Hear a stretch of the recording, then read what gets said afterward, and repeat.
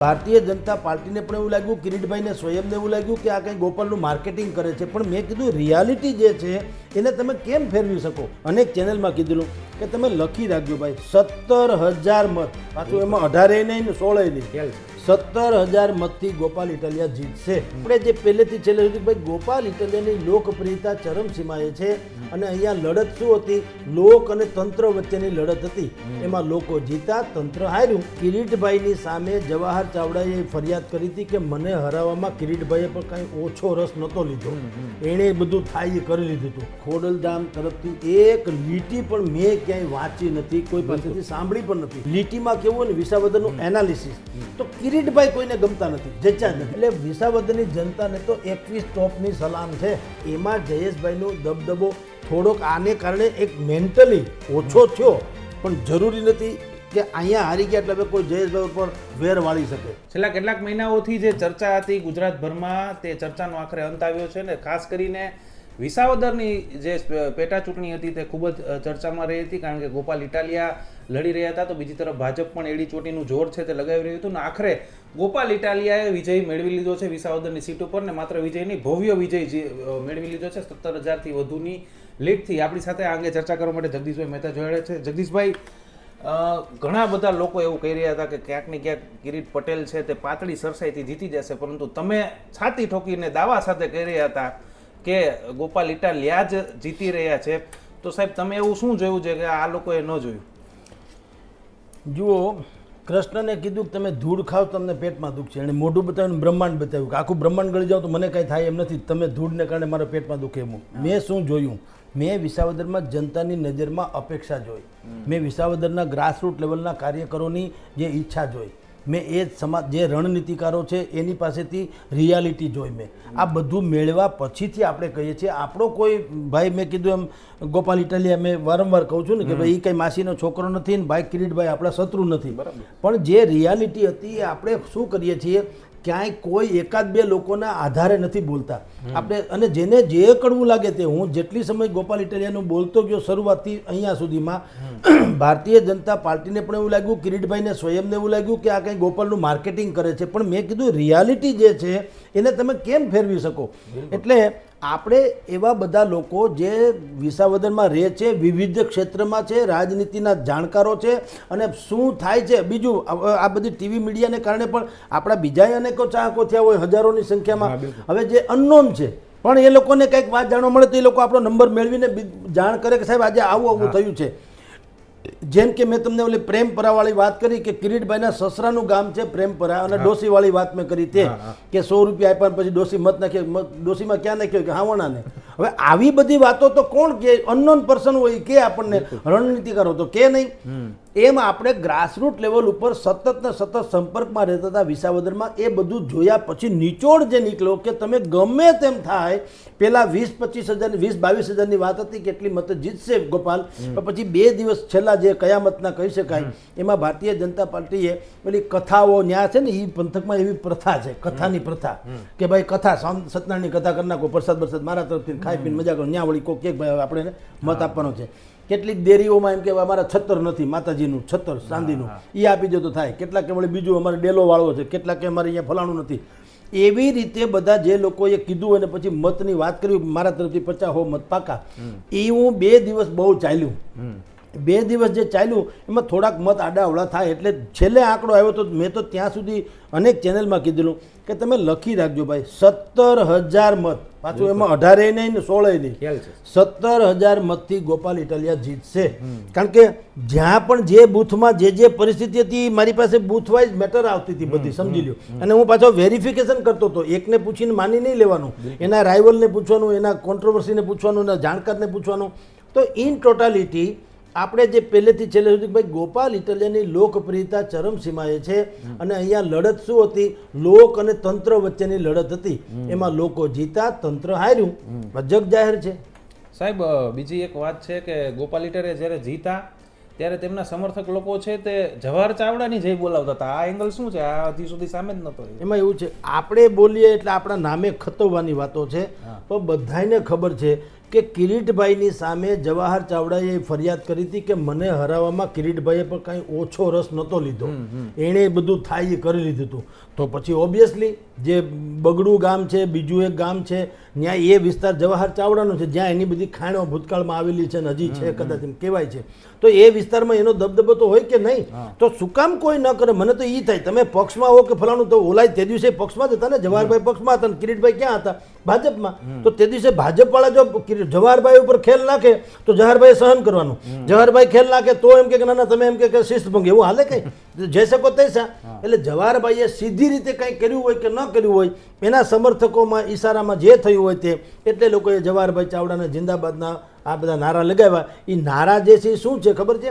એમાં જવાહરભાઈએ પોતે મતદાન કરાવ્યું ન કરાવ્યું બીજીની વાત છે, પણ એક ભડક કાઢવાની વાત છે કે મને જે દિવસે તમે હરાવવાની કોશિશ કરી, મને એટલે જવાહર ચાવડાને, તે દિવસે ત્યાં કિરીટભાઈ જિંદાબાદ લાગતા હોય ધારો કે, તો લ્યો હવે જવાહરભાઈ ચાવડા જિંદાબાદ. એટલે હબીબી જિંદા, ઓબ્વિયસલી દરેક ભાઈ તો વધ કરે છે, હું તો એમ જ માનું. શું કામ ન કરે સાહેબ? જી સાહેબ, એક વાત એવી પણ આવી રહી છે કે ક્યાંક ને ક્યાંક ખોડલધામે ગોપાલ ઇટાલિયાને મદદ કરી છે પાછલા બારણે. જુઓ, એ હજી સુધી રેકોર્ડ ઉપર કશું જ આવ્યું નથી. આ બધી શંકા કુશંકાઓ છે, પણ આજ સુધી ચૂંટણી પૂરી થઈ ગઈ ત્યાં સુધી આ વિવાદ થયો અને 20-25 દિવસ થયા. શું કામ? જયેશ રાદડી અને નરેશભાઈને પહેલા એક જમાનામાં ટસર થઈ હતી, આપણે જાણીએ છીએ, અખબારોમાં આવ્યું હતું. જયેશભાઈએ જાહેરમાં કીધું હતું, લગ્નના માંડવ જે 501 સમૂહ લગ્ન કર્યા ત્યારે એણે કીધું હતું કે ભાઈ ધર્મની બેઠક ઉપરથી રાજકારણ ખેલતા હોય ને કે તો હું કહી દઉં આવી જાવ મેદાનમાં. એ બધું કોને હતું બધાને ખબર. પણ આ કેસમાં જ્યાં અત્યારે હારી ગયા એની વાત કરું છું, એમાં ખોડલધામ તરફથી એક લીટી પણ મેં ક્યાંય વાંચી નથી, કોઈ પાસેથી સાંભળી પણ નથી. વાંચવી તો છે, જેમ મને ગોસિપ જે બીજા બધા લોકોએ મને જાણ કરી એવી કોઈકે તો કીધું હોત કે ભાઈ ખોડલધામના ફોન આવા શરૂ થયા છે કે જયેશભાઈ હરો, કોઈએ નથી કીધું. એટલે આપણે ખોટો બ્લેમ નહીં કરીએ, હશે તો આપણને ખબર નથી, પણ એટલીસ્ટ આપણે જ્યાં સુધી એક્ટિવ છીએ, જે સક્રિયતાથી બધો આમાં રસ લીધો, એમાં ક્યાંય ખોડલધામનું ખ પણ કોઈએ કીધો નથી. એટલે એ માન્યતા ગેર છે. બેઝિકલી હાવ એક લીટીમાં કેવું હોય ને વિસાવદરનું એનાલિસિસ, તો કિરીટભાઈ કોઈને ગમતા નથી, જચ્યા જ નથી. લ્યો, આને કારણે જ કિરીટભાઈની જગ્યાએ કોઈ પણ હોત, XYZ મહિલા હોત યા તો યુવાન હોત યા બીજા કોઈ પણ હોત, તો ઘણો ફેર પડ્યો હોત. તો શાયદ જીતા ન હોત એવું નહીં, જીતી ગયા હોત યા તો ઘણો ફેર પડ્યો. પણ હવે એક તરફ માણસને તુલના કરવાનું થાય ને ત્યારે આવું થતું હોય છે. 1 રૂપિયામાં રબડી ને 1 રૂપિયામાં છાશ મળે તો મૂર્ખ છે કોઈ છાશ લે? રબડી ન લઈ લે. એમ ગોપાલ તમારી સામે છે ને કિરીટભાઈ છે. કિરીટભાઈ શું છે આખું વિસાવદર જાણે છે.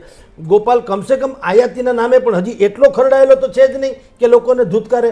એનામાં શું હતું કે કિલિંગ ઇન્સ્ટન્સ છે, લડી લે, ઝુંઝારું છે, વ્યક્તિગત એવું છે બધું. તો એ તો લોકતંત્ર માટે સારી વાત છે.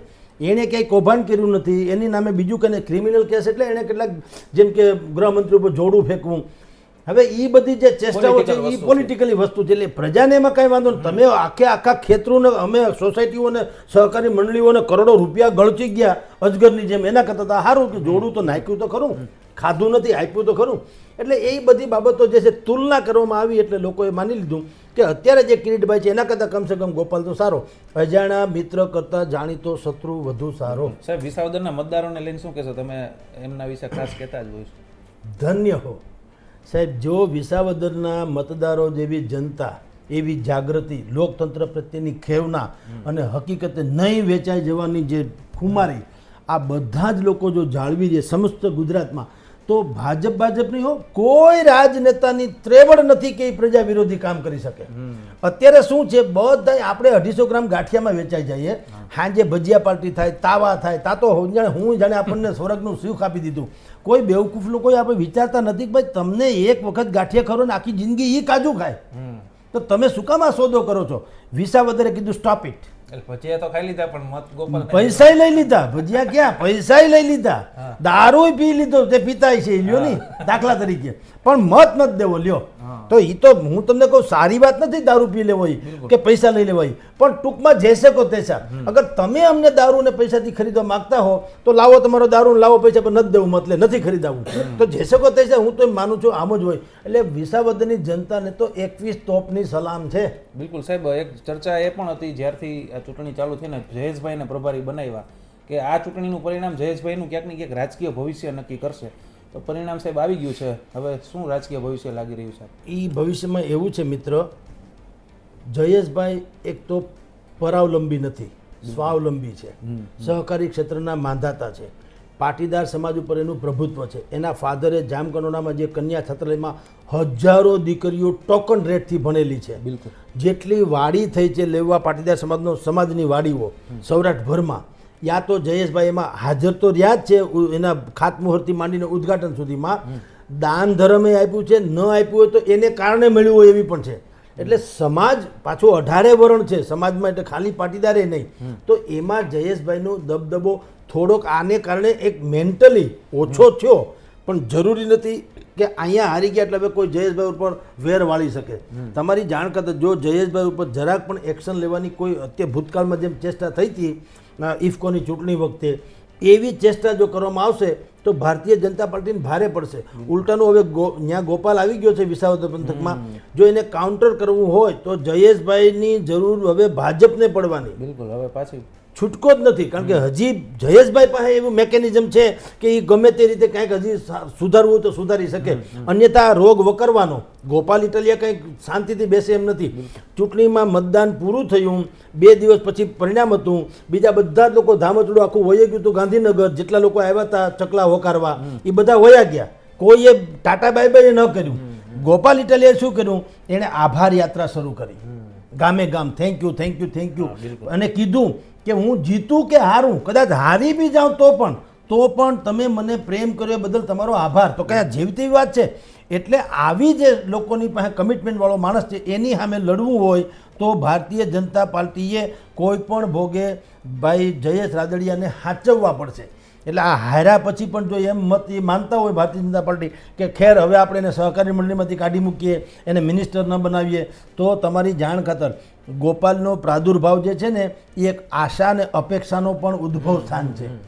ગુજરાતમાં ત્રીજો મોરચો ક્યારેય લાગુ નથી પડતો એવું જે કે છે, ભ્રમણા ભાંગી જાય અને ગોપાલની છાલ પકડીને હંધાય આગળ જાય. ગોપાલને તો તૈયાર બેઠે બધું મળે, તૈયાર, કારણ કે અત્યારે એની પાસે એવા કોઈ સંગઠનકાર, એવા કોઈ નેતા નથી કે લાખો લોકોને પોતાની સાથે જોડી શકે. હવે ગોપાલની પાસે જે આવશે બધા આવા જ આવશે. ભાજપ કોંગ્રેસના રીસાયેલા, હાસ્યામાં ધકેલાયેલા, આકાંક્ષીઓ, અસંતુષ્ટો, એ બધા જે છે પોતાની જાતને કાબેલ હોય તો એ બધા સ્વાભાવિક છે તૈયાર ભાણે ગોપાલને માણસો મળશે ને ગોપાલ હાહાકાર મચાવી શકે. એટલે ભારતીય જનતા પાર્ટી જયેશભાઈ ઉપર કોઈ એક્શન નહીં લે, એ ખમી ખાહે. સાહેબ, બીજા એક મોટા સમાચાર હમણાં એ આવ્યા, શક્તિસિંહ ગોહિલે રાજીનામું આપી દીધું છે, અને એનું કારણ આ 2 સીટનું પરિણામ એ આવ્યું એ છે કે સાહેબ, કે પછી બીજું જ કોઈ કારણ છે? આ બાનું છે, સંયોગ છે. આ બાનું છે. જો આવું જ એનામાં નૈતિકતા હોત તો ભૂતકાળમાં વિધાનસભાની ચૂંટણી હારી ત્યારે તો એને રાજીનામું નહીં, રાજકારણ છોડી દેવું જોઈએ. આ તો ઉલ્લુ બનાવે છે. મૂળ ભાવનગરમાં જે ભાઈ ગોહિલભાઈને શહેર પ્રમુખ બનાવ્યા એને શક્તિસિંહ બાપુને ઊભે બનતું નથી, એટલે વાંધો ન્યાનો છે. એ ચડ ખતવી દીધું આમાં, હું નૈતિક રીતે તમે નૈતિક રીતે હુડ કાઢ્યું પક્ષનું. તમે આવ્યા ત્યારથી આજ સુધીમાં એક સંગઠન રચી ન શક્યા તમારા ને તમારા પક્ષનું. ગામની તો જવા દો, બીજાના સંગઠન તોડવા કે એની ઉપર સવાર થઈ જવું તો પછીની વાત છે. કોંગ્રેસનું પોતાનું સંગઠન રચી ન શક્યા, બોલો. ને હમણાં 3 દી પહેલા જાહેરાત જ ગામે ગામ ડુંગરા હળગ્યા છે. એવા બધા લોકોને રાખ્યા છે. ભારતીય જનતા પાર્ટીની બી ટીમ છે. હવે એવા તો પ્રમુખ થયા છે ને એવા તો ફલાણા થયા છે, આમાં શક્તિસિંહનું બધું કંઈ ખબર નથી, એનું કંઈ હાલતું નથી.